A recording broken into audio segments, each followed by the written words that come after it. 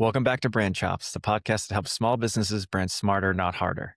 Every episode, we break down a key aspect of building your business with better branding into bite-sized, actionable takeaways you can use right away.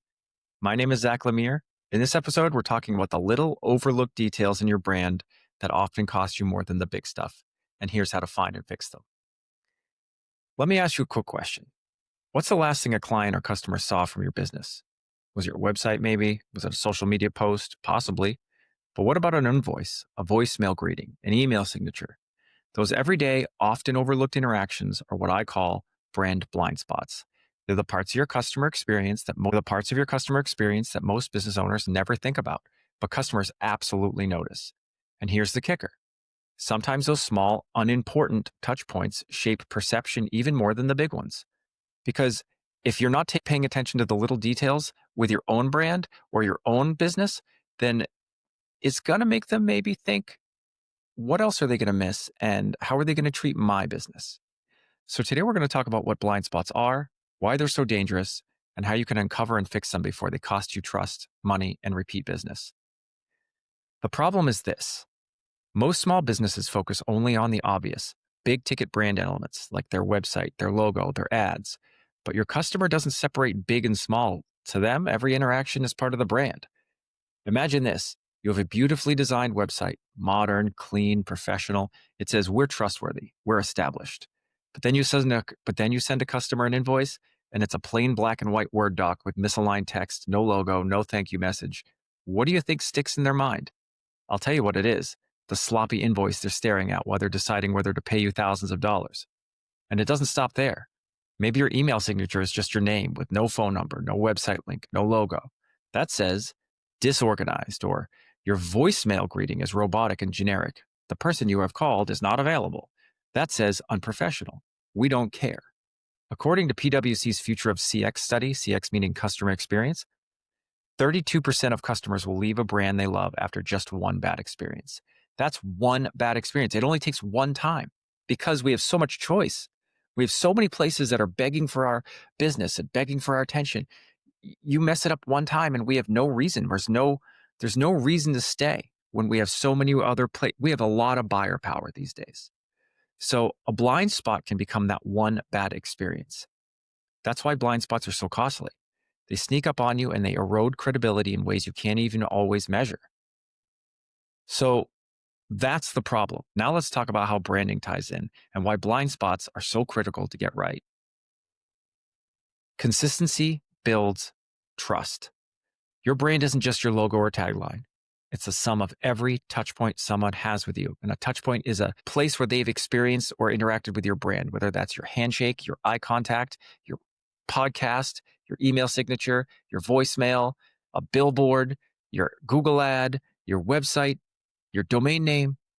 All of that is part of the touch points, and that's all part of the buyer's journey and the experience. The smaller and less obvious touch points often matter more because they're the ones people aren't expecting you to get wrong. Think about Ritz-Carlton hotels. Their website is elegant, sure. But what sets them apart is that every employee, from the concierge to housekeeping, uses the same language. Ladies and gentlemen, serving ladies and gentlemen. That's branding consistency at every level.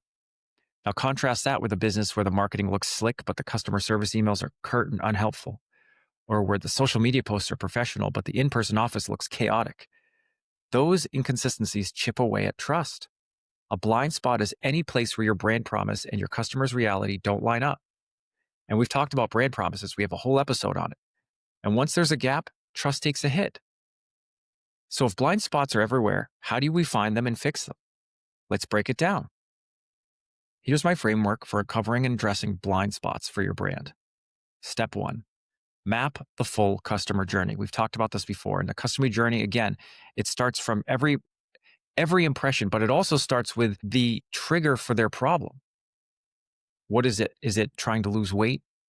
Is it trying to stay on a protocol for losing weight? Is it trying to get up and down the stairs easily in your older age? Is it trying to make more money in your business? Whatever the problem is, that's usually the start of the journey. That's the trigger point where they're even going to start deciding, I need to search for a solution for something.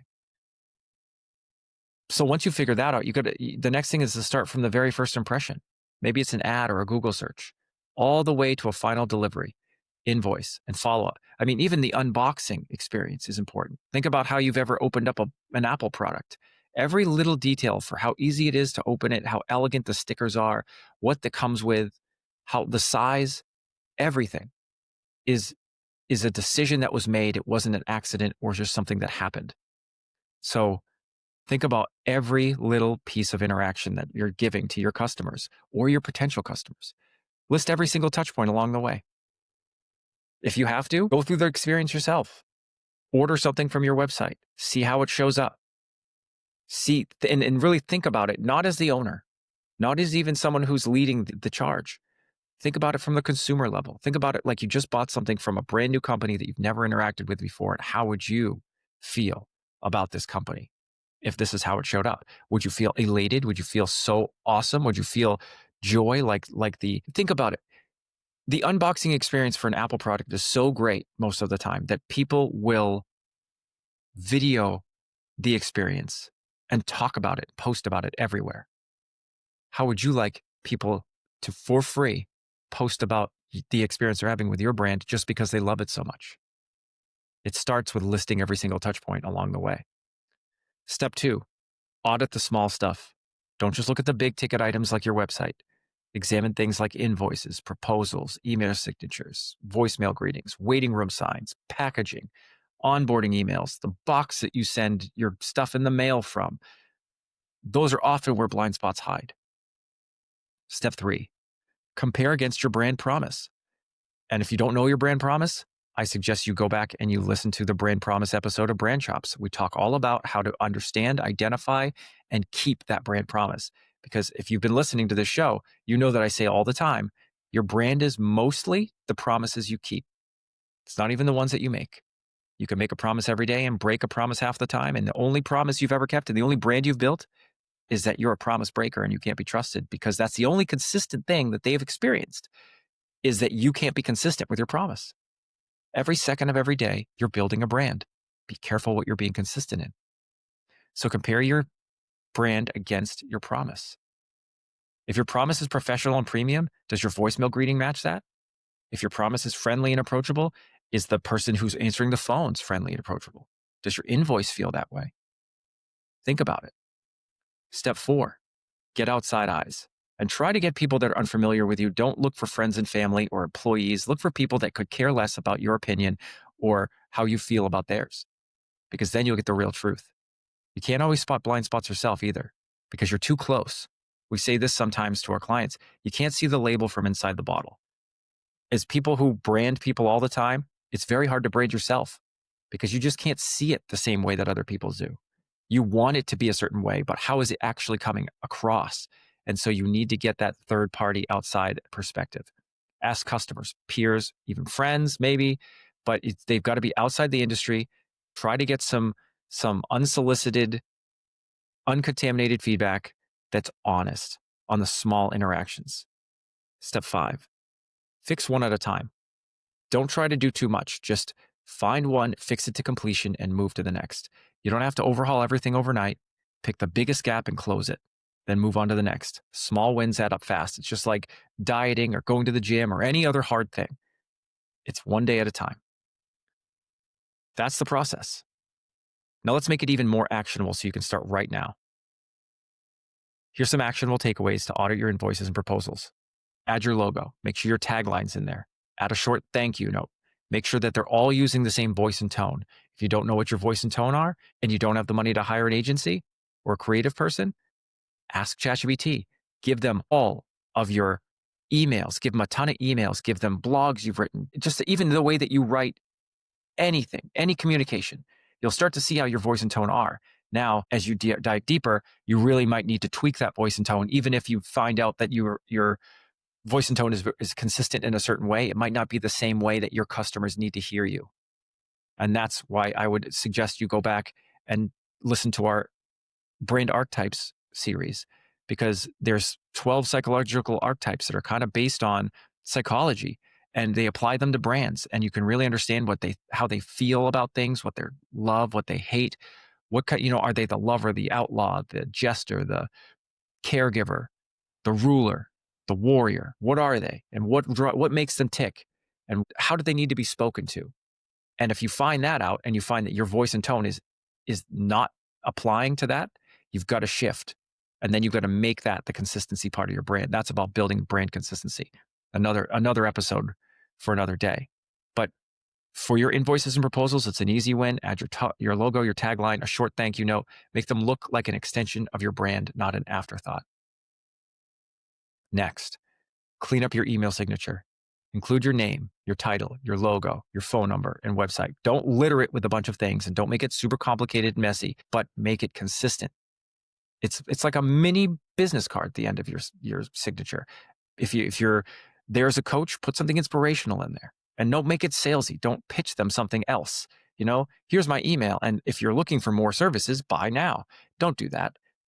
Just be consistent. Use consistent fonts and colors. It sounds simple, but it sends a powerful signal. When you know and you're a master of the details of your own business, it's going to translate to they're going to pay attention to the details of mine. Next, check your voicemail greeting. Record something friendly and aligned with your brand. Here's an example. Hi, you've reached Pivot Creative. We're probably helping a client right now, but leave your info and we'll call you right back. And smile when you speak because it comes through in the tone. But that's an example of something that sounds human and professional. Not just, you've reached blah, blah, blah, please leave a message at the tone. Don't make it sound robotic. Unless your brand is robots and you want it to be robotic, you could lean into that and that could be cool, right? The Tesla robot, possibly, but you probably don't want it because their whole brand is that they're not robotic. They're more human. They're more humanoid. So anyway, the point is you're really going to understand what it is that you're trying to say, what your brand is, who you're targeting, what matters to them, how they need to be spoken to. It's a lot of work. But the last episode, we talked about the hidden brand tax. And if you don't get these details right, then you're going to pay forever. And then when you want to go sell your business, honestly, most people only buy or sell brands. I say that a lot. The next one, review your out of office email. Instead of, I'll be gone until next week, try something like, thanks for reaching out. I'm away until Monday, but I'll reply as soon as I'm back. If it's urgent, here's who you can contact. Put something a little bit personal in there. I'm on my vacation or my honeymoon or whatever. And as much as I'd love to be thinking about work, I'm trying really hard to disconnect. Something like that. It really depends on what your voice and tone is and how you communicate. But you've got to make sure that it's clear and helpful. So try to fix one blind spot this week. Don't wait. Maybe it's your invoice template. Maybe it's your voicemail. Small fixes create immediate trust gains. And the more you build, the more it adds up. Here's a challenge for you. Pick one recent customer interaction, an email you sent, a form you used, a follow-up message. Ask yourself, does this reflect the brand I want to project? If the answer is no, that's your first blind spot to fix. And then do that to every single thing that you can think of. And eventually, once you get more consistency, the blind spots will start to stand out even more, and they'll be even easier to not only identify, but fix. Here's the bottom line. The little things aren't little. Your invoices, your voicemail, your email signature, your follow-ups, they're all part of your brand. And if they don't align with the promise you're making, they're eroding trust quietly in the background. But when you take the time to uncover and fix those blind spots, you create a brand that feels seamless and trustworthy from every angle. And that's what keeps customers coming back, referring you, and paying premium prices. But more important, that's what starts making people love your brand. That is the ultimate goal. You really want to have an emotional connection. And it starts with the small things. So don't just focus on the big stuff. Audit the small stuff. Because in branding, the details aren't details. They're the experience. And we live in a very, very rich experience economy. So, as always, if you got value from today's episode, subscribe, leave a review, and let us know your biggest branding questions. We might feature them on an upcoming episode. Thanks again for listening to Brand Chops, where we chop up brands to see what they're made of. See you next time. Brand Chops is brought to you by the fine people at Pivot Creative. Pivot Creative is a full-service branding and marketing agency that partners with businesses to build brands that connect so that every dollar you spend is an investment and not an expense. If you need some branding or marketing guidance, a website, a new brand, or want to learn more about one of the topics we cover on the show, please reach out to us at pivotcreative.com. If you know someone that would benefit from learning more from one of our shows, please share the episode. Visit brand-chops.com. And as always, like and subscribe if you find this content to be helpful. See you next time on Brand Chops, where we chop up brands to see what they're made of.